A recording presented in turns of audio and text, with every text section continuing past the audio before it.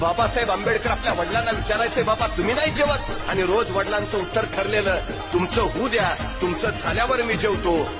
5व्या-6व्या दिवशी पेपरवरनं आल्यावर डॉक्टर भीमराव आंबेडकर जेवायला बसले होते.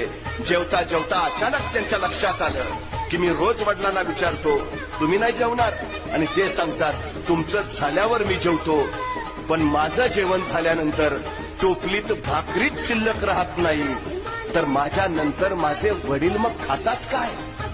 त्यांनी जेवता जेवता वडिलांना विचारलं, बाबा मी रोज तुम्हाला विचारतो तुमचं जेवण, आणि तुम्ही सांगता की भीमराव तुम्ही जेवून घ्या, तुमचं झाल्यावर मी जेवतो. पण बाबा माझं जेवण झाल्यानंतर टोपलीत भाकरीच शिल्लक राहत नाही, मग तुम्ही खाता काय? तुम्हाला भूक नाही का लागत? तसे आमचे बाबा म्हणाले, भीमराव माझी भूक या भाकरीनं भागणारी नाही. तुम्ही एवढे मोठे व्हा की तुमचं ते मोठेपण बघूनच माझं पोट भरेल.